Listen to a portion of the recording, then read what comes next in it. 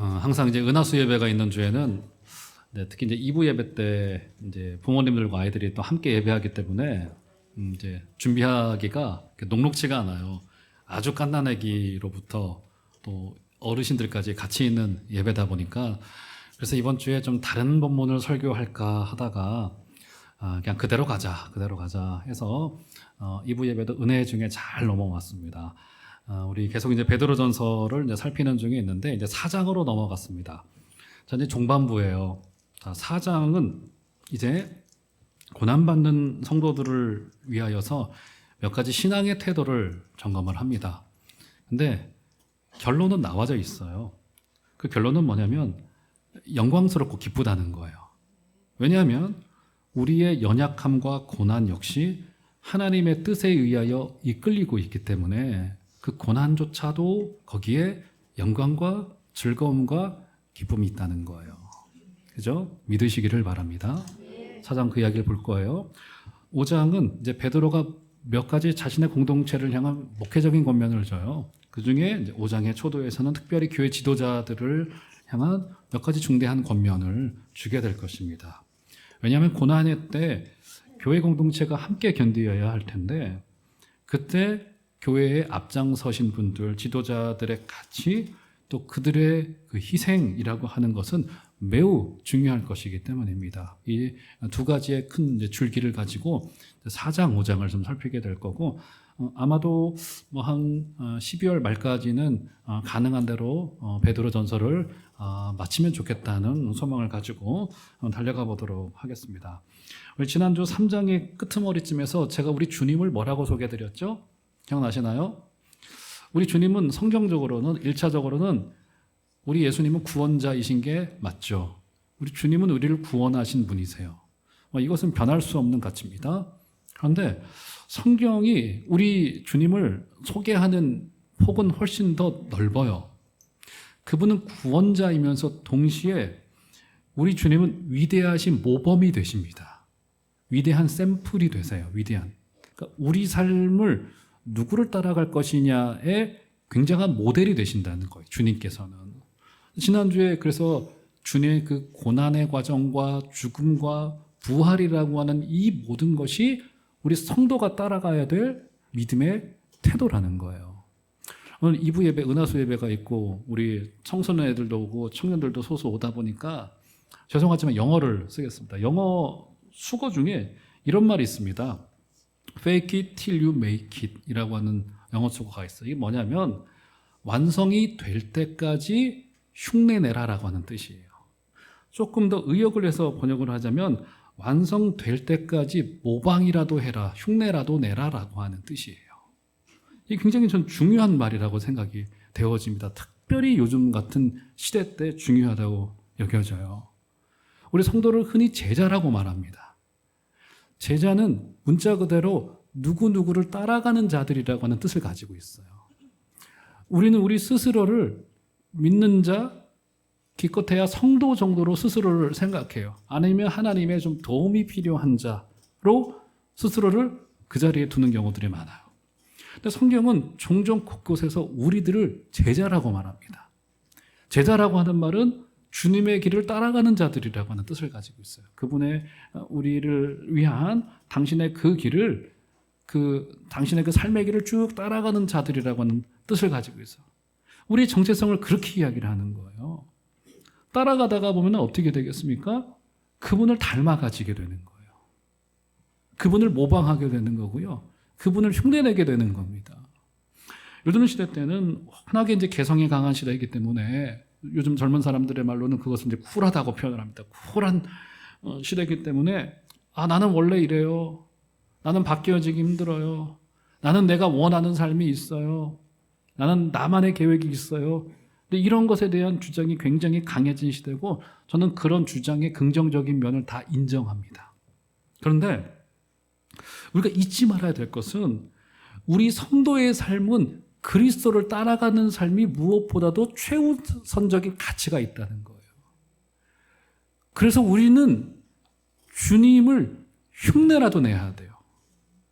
이 말이 뭐냐면 우리가 예를 들어서 어떤 일에 주님의 뜻에 순종을 해야 됩니다.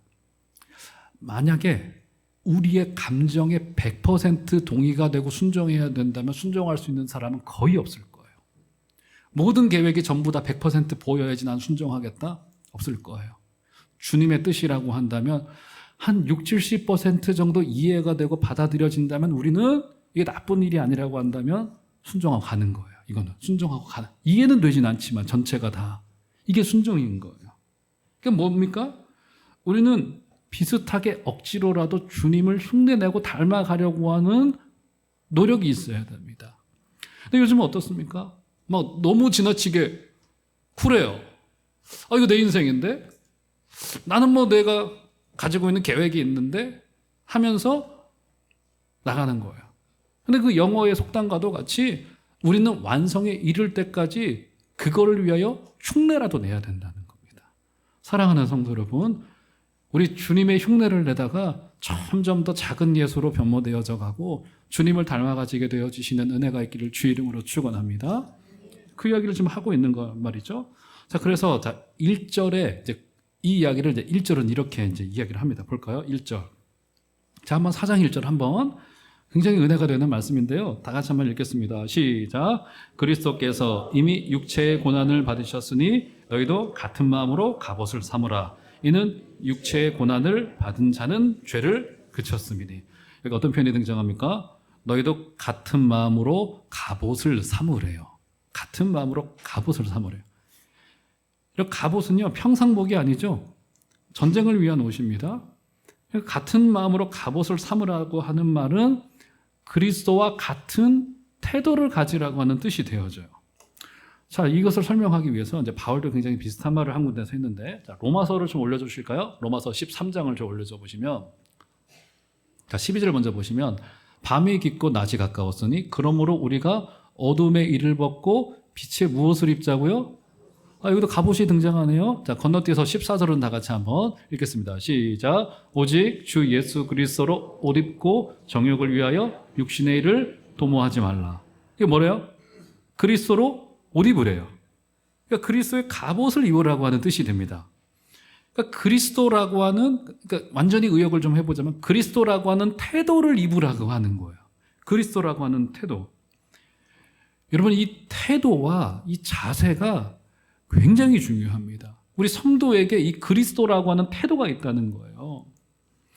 여러분, 우리가 이제 스포츠 경기를 볼 때도 지난 아시안 게임 봤잖아요. 각 종목마다 자세가 다 있습니다. 우리 수영에서 우리 황모 선수가 막 금메달을 따가지고 우리 박태환 선수 이후에 막 저는 보면서 막 신나더라고요. 그렇죠? 수영 선수는 수영 선수 나름대로의 자세가 있어요.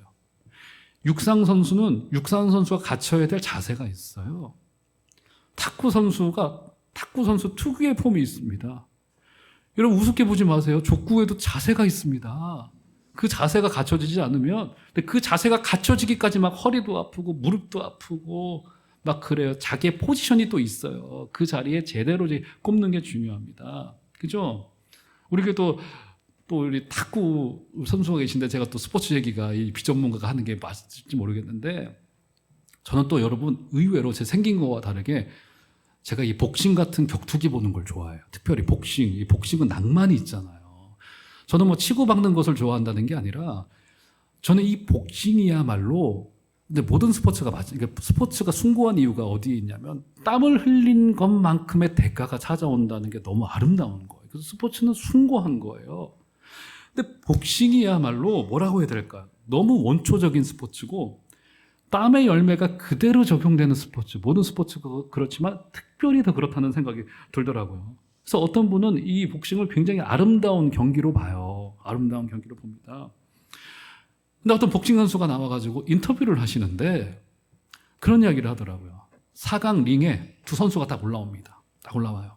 그리고는 공식적으로는 최초로 두 선수가 링 중앙에서 딱 만나는 거예요. 그러면 자세를 잡죠. 그 눈빛을 교환을 합니다. 근데 승패가 거의 거기서 난다는 거예요. 그 가운데에 그 자세에서 얼마나 준비가 되어졌고 얼마나 몸이 만들어져 있고 만들어진 몸에 의한 자신감, 얼마나 멘탈이 준비가 되어져 있고 하는 그때의 그 자세와 태도가 그 경기를 지배한다는 거예요. 여러분 이걸 다른 말로 뭐라고 하는 거예요? 우리 성도에게는 바로 믿음이라고 하는 태도예요. 믿음이라고 하는 태도. 너무 뻔한 말 같지만 이런 성도는 믿음으로 사는 사람들인 겁니다. 우리는 모든 것을 믿음으로 해야 돼요. 사랑하는 것도 믿음으로 해야 됩니다. 믿으십니까, 여러분? 봉사도 믿음으로 해야 되고요. 그러니까 믿음으로 한다는 것은 무슨 말이냐면 이것이 나의 자원에서 나온 내 것이 아니라고 하는 고백이 여기 담겨져 있는 겁니다. 그래서 여러분 교회라고 하는 공동체는요. 물론 예측 가능한 부분도 있어야 되는데 그것보다 훨씬 더 중요한 게 있습니다. 교회 안에서는 막 예측 불가능한 일들이 막 생겨나줘야 돼요. 데살로니가 교회에게 편지를 쓸 때 바울이 여러분 뭐라고 이야기를 했습니까? 사랑의 수고와 더불어서 그들에게 무엇이 있었다고요? 소망의 인내와 더불어서 믿음의 역사가 있었다고 이야기를 하잖아요. 그죠? 그러니까 교회 안에서는 막 신비한 일들이 막 생겨나줘야 돼요. 이게 안 될 것 같은데 이게 되네? 그래서 믿는 사람들은 신나는 거예요. 만약 계획서대로만 되면 이것은 그냥 하는 거예요.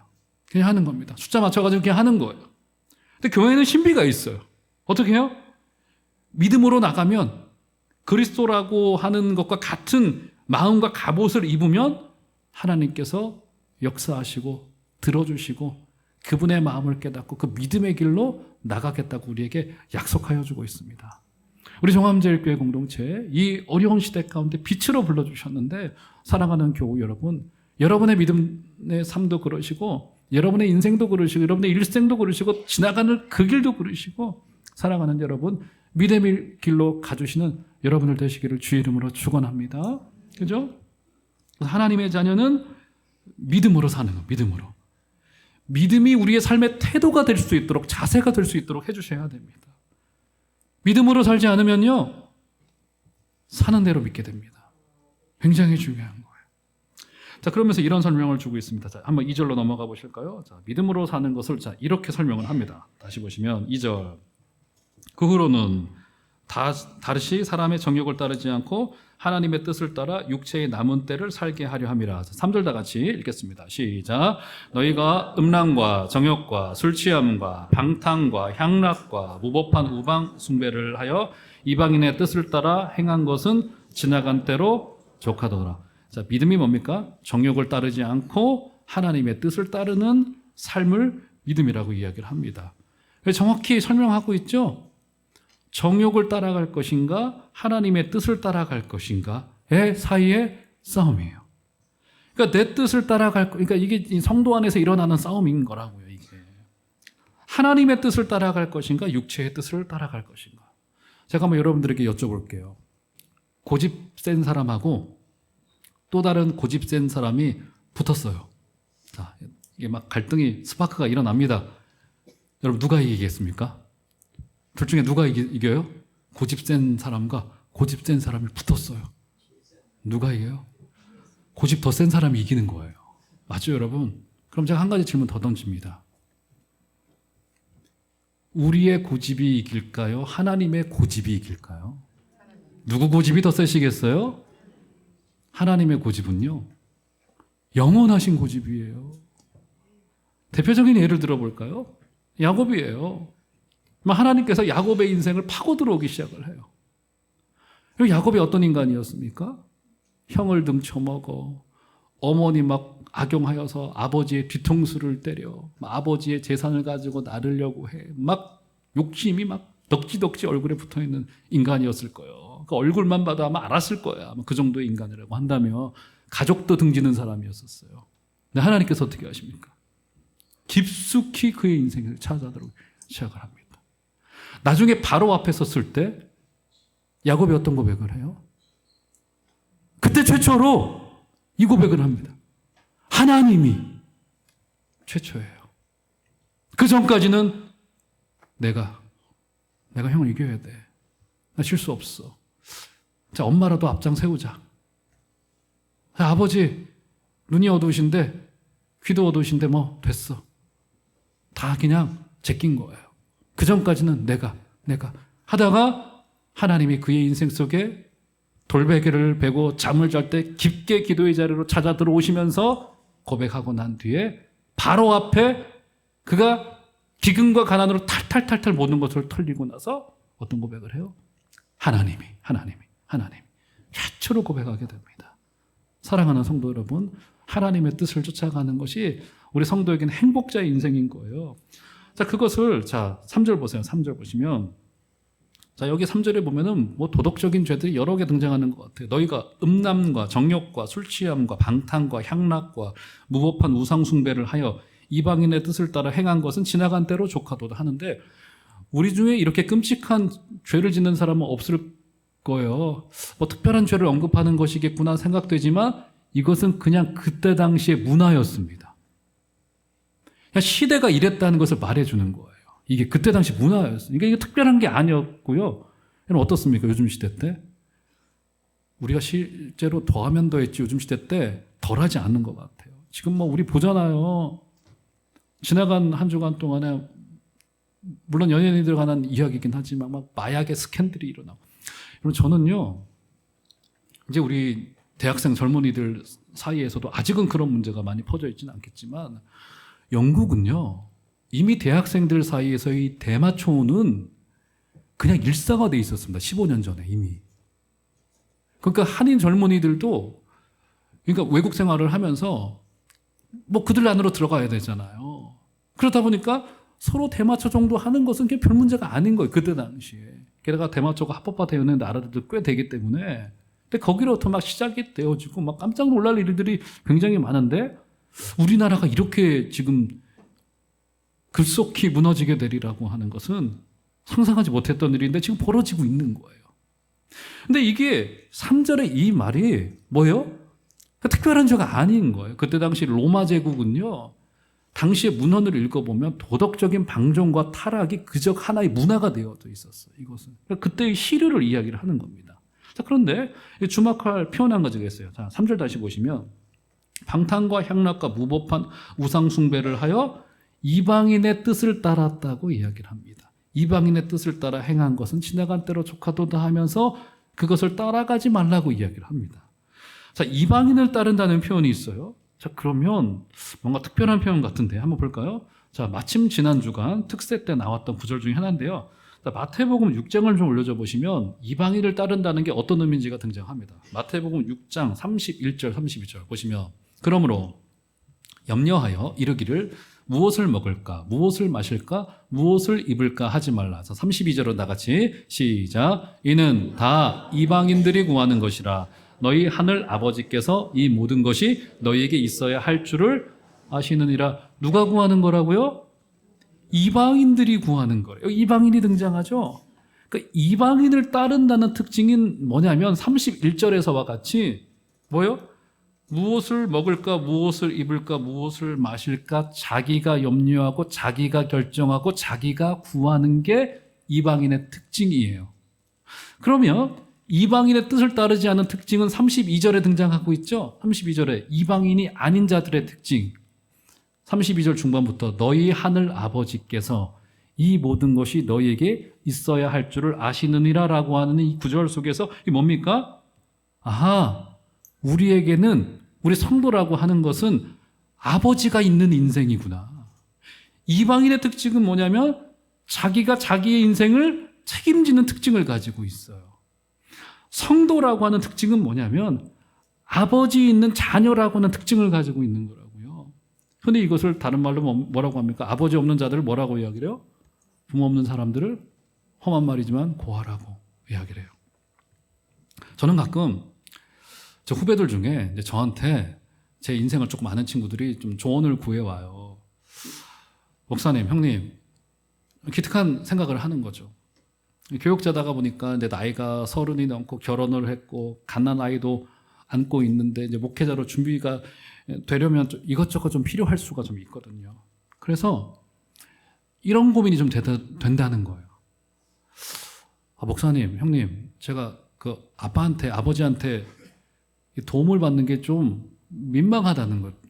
아버지한테 경제적인 좀 도움을 받고 하는 게 나이도 30 넘었지, 결혼도 했지. 그런데 공부가 더 필요하고 담임 목사로 준비되어지려면 책도 좀 많이 읽어야 되고 할 텐데 이게 현실이 어렵단 말이에요.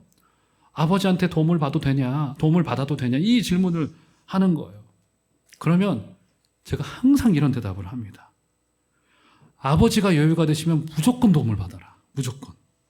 도와주신다면 기꺼이 도움을 받아라라고 이야기해요. 괜히 알바 뛰고 육아하고 사역하면서 몸축내고 인생축내고 하지 말고 도움받아서 신학서적 한 권이라도 더 사서 더 읽고 나중에 쌓인 자원을 네가 섬기게 될 교회에게 베풀어주면 되는 거야 라고 하는 답을 줘요. 제가 가끔 이런 이야기를 하는 분을 만나. 이거 뭐 인생의 관점이 다르기 때문에 누가 맞고 틀린 건 없습니다만 저는 개인적으로 이렇게 말하는 분이 계셔서 애들 말이야 20살 넘으면 독립시켜야지 자기가 알아서 하라고 이런 이야기를 쉽게 하시는 분들은요 정말 그 고아들의 아버지 없는 상태로 자라는 그 외로움과 고통을 잘 몰라요. 어떤 분은 부모님 재산 물려받아가지고 편하게 살다가 하실 수 있는 이야기일 수 있다고요. 이게 굉장히 고통스러운 상황인 거예요. 아버지라고 하는 존재가 뭡니까? 자녀들의 인생 속에 깊게 찾아 들어오십니다. 자원을 공급하여 주세요. 그분이 먹여주시는 거예요. 이방인의 특징은 아버지 없는 인생이라고 하는 겁니다. 자기 마음대로 살아도 누가 뭐라 하지 않습니다. 자기 인생을 자기가 책임지는 자들이라는 거예요. 아버지가 있으면 어떻게 됩니까? 아버지의 도움을 받아. 아버지의 풍성한 자원이 다 아들의 것이 된다고요. 근데 가만히 두나요, 아버지께서? 그렇지 않죠? 도움도 주시지만 엇나가면 가만히 두시지 않죠. 이게 아버지가 있는 자의 행복한 고달픔일 수 있다는 거예요. 사랑하는 성도 여러분, 우리가 성도가 되었다는 것은 아버지가 생겼다는 것을 의미합니다. 그것은 우리 하나님이 도와주시겠다라고 하는 의미와 더불어서 그분이 우리의 인생 속에 깊게 개입하여 들어오시겠다라고 하는 말씀을 주고 있어요. 그래서 예수 믿고 복 받는다고 하는 말은 무슨 의미냐면 내가 원하는 것을 다 할 수 있다는 의미가 아니에요. 그건 자본주의의 목표예요. 돈 가지고 있으면 어디든 나갈 수 있다. 이게 자본주의의 목표입니다. 모든 것을 다 살 수 있다. 이게 자본주의의 목표예요. 그런데 성도의 목표는 그렇지 않습니다. 내가 원하는 대로 편하게 살 수 있다는 것을 말하지 않고 때로는 불편하죠. 왜요? 아버지가 시퍼렇게 눈 뜨고 집에 계시면 함부로 우리가 활동할 수 있겠습니까? 사랑하는 성도 여러분, 여러분의 인생 속에 깊게 개입해 들어오시는 아버지를 받아들이시고 이방인이 염려하고 걱정하고 탐욕하는 것처럼 나가는 것이 아니라 아버지께 모든 자원이 있습니다 라고 고백하시는 복된 여러분들 되시기를 주 이름으로 축원합니다. 자, 보세요. 아버지 없는 인생들에게 이런 특징이 뭐냐요? 4절 보시면 이러므로 너희가 그들과 함께 그런 극항방탕에 다름질하지 아니하는 것을 그들이 이상히 여겨 비방한다고 이야기를 합니다. 뭐요? 극항방탕에 다름질한다. 다름질한다는 말은 어떤 뜻을 가지고 있냐면 떼지어 달리다라고 하는 뜻을 가지고 있습니다. 쉰이라고 하는 함께라고 하는 적두어가 붙어서 함께 막 내달리는 것을 이야기를 해요. 함께 내달리는 것을. 그래서 어떤 분은 설교를 하실 때 이 부분에서 설교의 제목을 떼거리 질주에서 벗어나라 이런 제목을 주셨더라고요. 무슨 말이에요, 여러분? 사람들이 다 여기로 막 휩쓸려 갑니다. 제가 아까 이제 2부 예배 때 부모님들도 많이 오셨고 애들도 많이 왔길래 그런 경고를 했습니다. 저도 이제 아이들 키우는 입장이다 보니까 그 마음은 10분이 이해가 돼요. 아이들 어쨌든 좋은 것을 공급을 해줘가지고 아이들 공부시키고 학원 보내고 과외 보내고 그죠? 하다가 보면 어떤 유혹이 찾아 들어와져요. 그래 나 잠깐 좀 교회 쉬고 잠깐 좀 해라. 이런 마음이 찾아 들어온다고요. 왜요? 학교 가보니까 다 학원을 보내요. 주일에 시험 기간에. 예배 잠깐 빠져도 되지 뭐. 이런 마음들이 찾아 들어온단 말이에요. 큰일 날 일이에요. 우리가 해야 될 것은요, 이 아이들에게 우리가 믿고 있는 예수님을 소개해 줘야 돼요. 그리고 어디 자리까지 가야 돼요?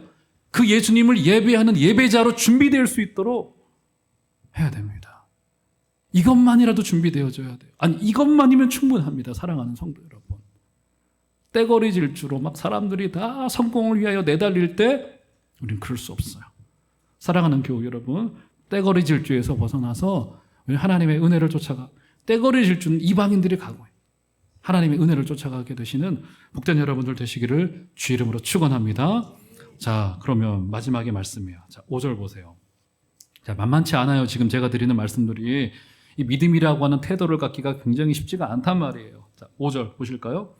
자, 5절 한번 다 같이 읽겠습니다. 시작. 그들이 산자와 죽은 자를 심판하기로 예비하신 이에게 사실대로 구하리라. 자, 5절 말씀이 조금 어려운데 한마디로 하자면 무슨 말이 되는 겁니까? 쉽게 말해서 뭐예요? 5절을 한마디로 이거예요. 우리가 그런 얘기 자주 하잖아요.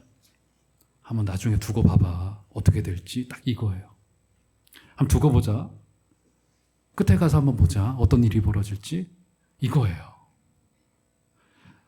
산자와 죽은 자를 심판하기로 예비하신 이에게 우리의 인생을 고한다는 거예요.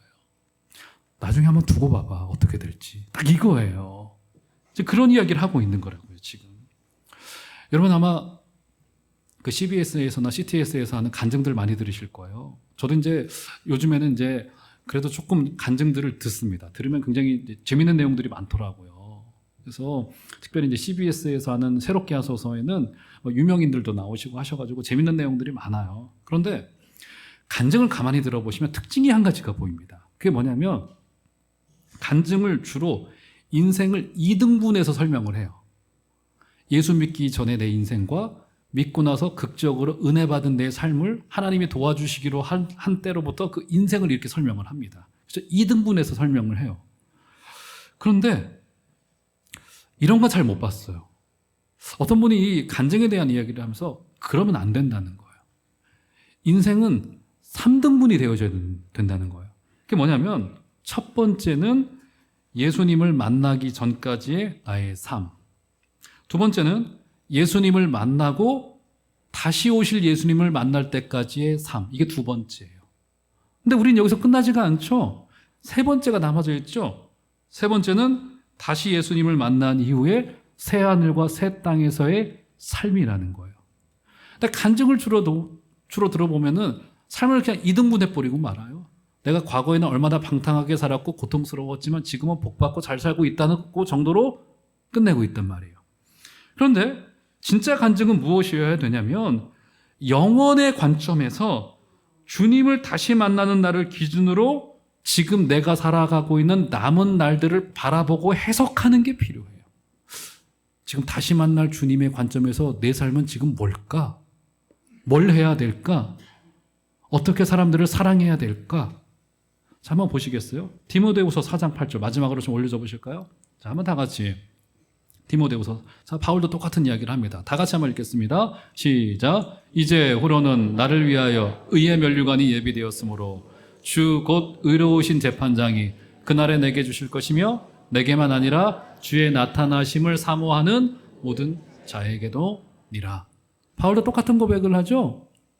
의로우신 재판장이 우리의 인생 속에 나타나실 거라는 거예요. 지금 저 상황이 어떤 상황이에요? 바울은 로마 제국에 의하여서 사형을 언도받고 있어요. 죽음을 앞에 두고 있어요. 그런데 어떤 이야기를 하는 겁니까? 이제 그게 아니라는 거예요. 의로우신 재판장이 드러나게 될 것이고 그 재판장이 우리를 의롭게 심판할 날이 반드시 오게 될 것이다. 자, 오늘 옆에 분들에게 한번 인사해 볼까요?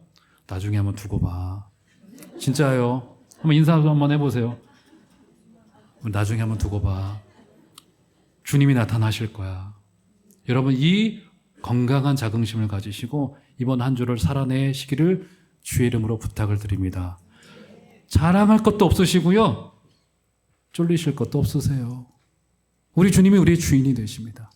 이 믿음이라는 태도를 가지시고 나중에 한번 두고 보자 라고 하는 마음을 가지시고 이번 한 주도 승리하게 되시는 복된 여러분들 다 되어주시기를 주의 이름으로 축원합니다.